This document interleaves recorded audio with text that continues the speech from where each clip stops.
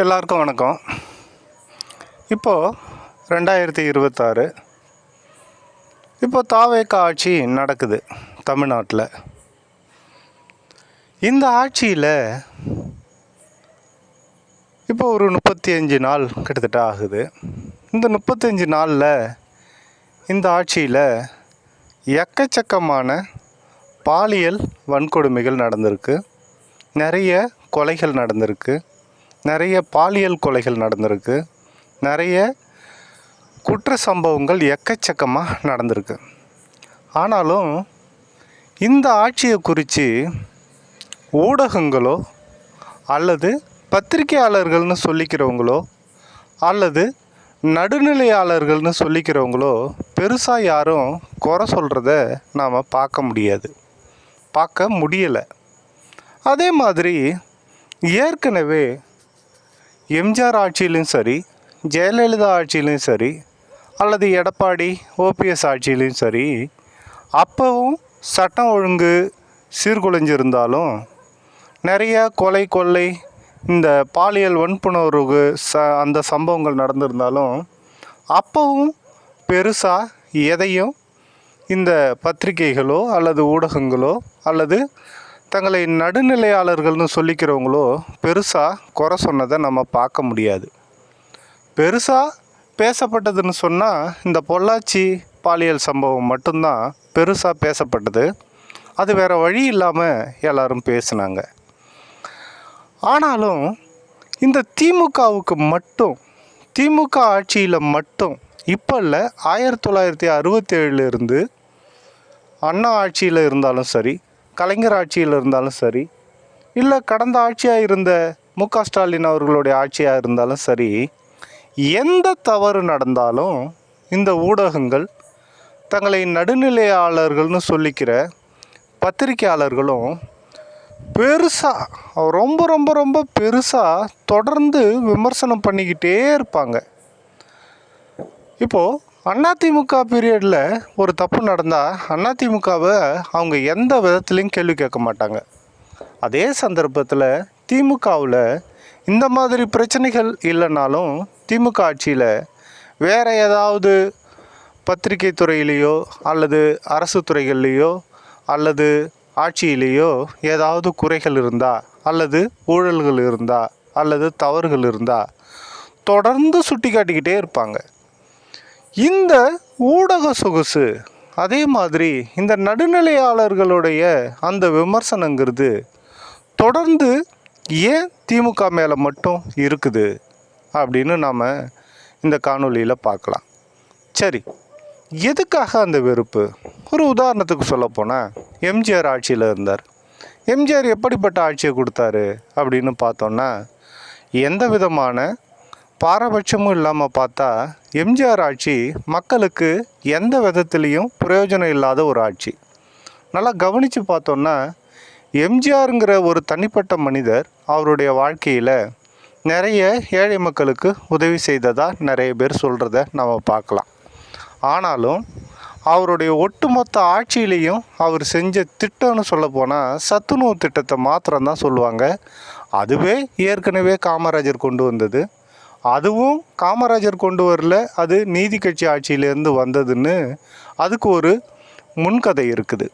ஆனாலும் எம்ஜிஆர் ஆட்சி நல்ல ஆட்சி அப்படின்னு சொல்லுவாங்க. சரி, எம்ஜிஆர் ஆட்சியை ஏன் யாரும் குறை சொல்கிறதில்ல அப்படின்னு பார்த்தோன்னா, எம்ஜிஆர் ஆட்சியில் அவருடைய பேக் போனாக இருந்தது அந்த தங்களை ஆதிக்க சாதி, தங்களை மிகப்பெரிய சாதின்னு சொல்லிக்கிற அந்த குறிப்பிட்ட வகுப்பினர் அவருடைய ஆட்சிக்கு பின்னால் இருந்து செயல்பட்டாங்க. அதே மாதிரி கவனித்து பார்த்தோன்னா பழனி பாபா சொல்லுவார் ஒரு வீடியோவில், யாரெல்லாம் பிற்படுத்தப்பட்டவனோ அல்லது தாழ்த்தப்பட்டவனும் ஜெயிச்சு மேலே வரானோ அவனுக்கு பின்னால் எல்லாம் ஒரு பிராமண பெண்ணை கொண்டு வந்து நிறுத்திடுவாங்க அப்படின்னு சொல்லுவார். எம்ஜிஆருக்கு வி.என். ஜானகி, அதே மாதிரி ஜெயலலிதா, ரஜினிக்கு லதா, பாக்கியராஜுக்கு பூர்ணிமா, ராஜேந்திருக்கு உஷா, இப்படி பெரிய பெரிய ஆட்களாக யார் மாற இருக்கிறாங்களோ அல்லது யார் மாறி இருக்காங்களோ அவங்களுக்கு பின்னால் எல்லாம் ஒரு பிராமண பெண் மனைவியாவோ அல்லது அவங்க வாழ்க்கையில் இன்ஃப்ளூயன்ஸ் பண்ணுறவங்களாவோ வந்து நிற்பாங்க. அது சாதாரணமாக நடக்கிறதில்ல, இயல்பாக நடக்கிறதில்ல. அது ஒரு பிளான். அந்த பிளான் படி பார்க்க போனால் எம்ஜிஆர் ஆட்சியில் அந்த காரியம் நடந்தது. அதனால் அவர் வந்து பெருசாக மக்களுக்கு எதுவும் நல்லது செய்யலை. அவர் செஞ்ச தனிப்பட்ட நன்மைகளை ஊதி பெருசாக்கி அவரை ஒரு பெரிய பிம்பமாக கட்டமைச்சாங்க. இதை நாம் பிம்பச்சிறைங்கிற ஒரு புத்தகத்தில் தெளிவாக படித்தா தெரியும். அதனால் எம்ஜிஆர் எல்லா காலத்திலையுமே அவர் அந்த முற்பட்ட சமூகத்துக்கு ஆதரவாக தான் இருந்தார். அதனால் அவரை குறித்து பெருசாக எந்த விதமான குறையும் பத்திரிகைகள்லையோ அல்லது தங்களை நடுநிலையாளர்கள்னு சொல்லிக்கிறவங்கள்ட்டையோ வராது. எம்ஜிஆர் தான் விவசாயிகளுக்கு எதிராக பயங்கரமான அடக்குமுறையை கையாண்டவர், மீனவர்களுக்கு எதிரான அடக்குமுறையை கையாண்டவர், பிற்படுத்தப்பட்டவர்னு சொல்லிக்கிற இந்த வன்னியர்களுடைய போராட்டத்தை ஒடுக்கி அதில் நிறைய பேர் இறந்ததெல்லாம் நம்ம பார்க்க முடியும். அப்படிப்பட்ட எம்ஜிஆர் ஆட்சி நல்ல ஆட்சின்னு சொல்லுவாங்க. அதே மாதிரி ஜெயலலிதா அம்மா எடுத்துக்கிட்டோன்னா அவங்களுடைய முற்பட்ட வகுப்பு அந்த பாரம்பரியம் அவங்கள காப்பாற்றிக்கிட்டே இருந்தது. அவங்க எது செஞ்சாலும் தப்பு இல்லை. அவங்க சர்வாதிகாரத்தனமாக நடந்தாலும் அவங்க ஒரு போல்டான ஆள், ஒரு இரும்பு பெண்மணி அப்படிங்கிற ஒரு பிம்பத்தை உருவாக்குவாங்க. அவங்க தப்பே செஞ்சாங்க, தப்பே செஞ்சுருந்தாலும் அதை எல்லாருமே சேர்ந்து முட்டு கொடுப்பாங்க. அவங்க தப்பு செய்கிறத கூட ரசிக்கிற மாதிரி சொல்லுவாங்க. அந்த ஆட்சியிலையும் பெருசாக எதிர்ப்பு இருக்காது. எதிர்ப்பு இருக்கிறவங்களையும் அவங்க பயங்கரமாக ஒடுக்குவாங்க. அதுக்கு உதாரணம் நக்கீரன் சார், அந்த நக்கீரன் கோபால் சார் வந்து அதுக்கு பெரிய உதாரணம். இப்படி இருக்குது. ஆனாலும் இந்த திமுகவுக்கு மட்டும், கலைஞருக்கு மட்டும் ஏன் இந்த எதிர்ப்பு? கலைஞர் மேலே மட்டும், திமுக மேலே மட்டும் ஏன் இந்த வன்மம் அப்படின்னு பார்த்தோன்னா, இந்த திமுகங்கிற கட்சி எதற்காக உருவாக்கப்பட்டது? இந்த கலைஞருங்கிறவர் தொடர்ந்து என்ன செஞ்சிகிட்டு இருந்தார் அப்படின்னு நம்ம பார்த்தோன்னா, இந்த திமுகவும் சரி கலைஞரும் சரி இந்த முற்பட்ட வகுப்பினருக்கு கீழே இருக்கிற, அதாவது 97% உள்ள எல்லா தமிழ்நாட்டு மக்களுக்காகவும் சராசரி மக்களுக்காகவும் நிறைய திட்டங்களையும் நிறைய செயல்பாடுகளையும் செஞ்ச ஒரே கட்சி திமுக தான். அதை செஞ்ச ஒரே தலைவர் கலைஞர் தான். கடந்த 5 வருஷத்தில் ஸ்டாலின் செஞ்சுருக்காரு.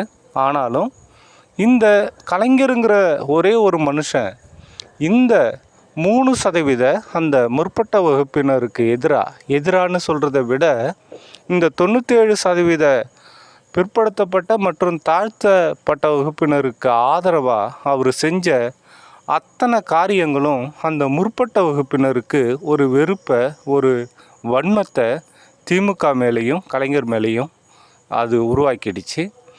அதோடைய காரணமாக தான் கலைஞர் மட்டும்தான் தமிழ்நாட்டிலே ஊழல்வாதி, கலைஞர் மட்டும்தான் தப்பான ஆட்சி செஞ்சார் அப்படிங்கிற மாதிரி தொடர்ந்து செய்வாங்க, தொடர்ந்து பரப்புவாங்க.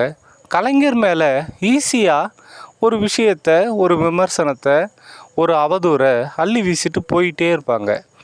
அப்படி அவங்க அள்ளி வீசுகிற அந்த விமர்சனத்துக்கு பதில் சொல்கிற காரியத்தை திமுகவோ அல்லது திமுக சார்ந்த மற்ற ஊடகங்களோ எந்த காலத்துலேயும் பதில் சொல்லுறதில்லை. அவங்க ஒரு வேளை சொல்லி இருந்தால் சரியாக இருந்திருக்கலாம், சொன்னாலும் அது எடுபடாது.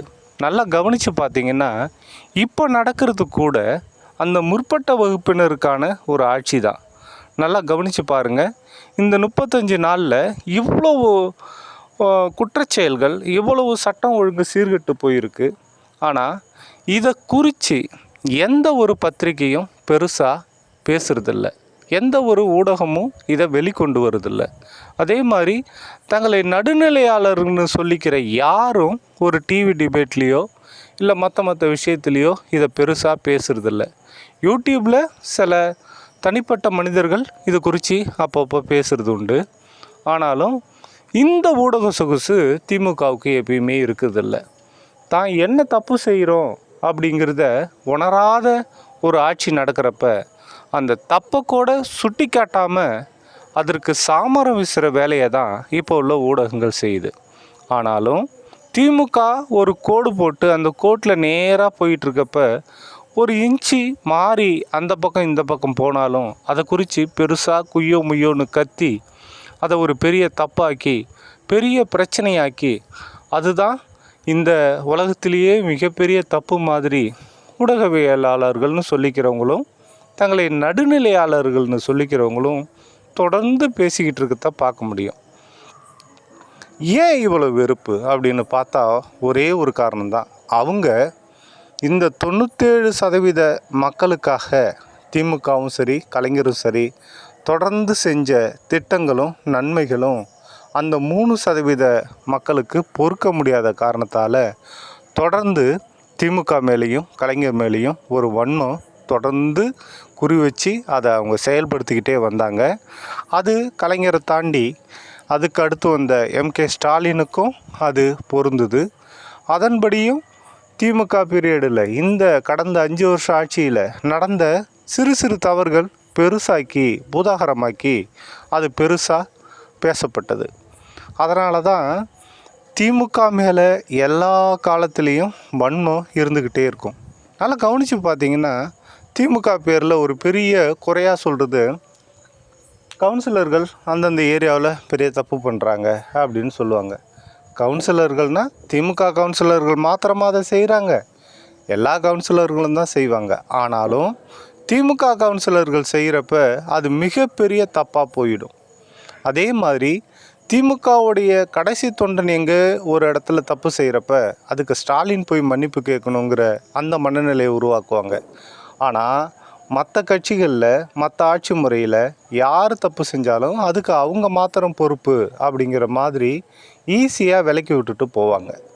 இந்த காரணம் நாம் வாடுற இந்த வாழ்க்கையில் நன்மைகளை தொடர்ந்து செய்கிற மக்களுக்கு தொடர்ந்து நலத்திட்டங்களை கொடுக்குற ஒரு ஆட்சிக்கு ஒரு கட்சிக்கு மக்கள் பேர்லேயும் சரி, அதே சந்தர்ப்பத்தில் அந்த 3% அந்த மக்கள் மேலே அந்த 3% மக்கள்கிட்டேருந்து வர வெறுப்பை மற்ற எல்லாரும் கேரி ஆன் பண்ணி தொடர்ந்து செஞ்சுக்கிட்டே இருக்காங்க. இதனால தான் திமுக மேலே எல்லா காலத்துலேயும் வன்மம் இருந்துக்கிட்டு இருக்கு.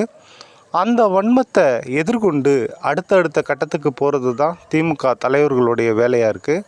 அந்த காரியத்தை ஸ்டாலின் தெளிவாக செய்வார்னு நம்புவோம்.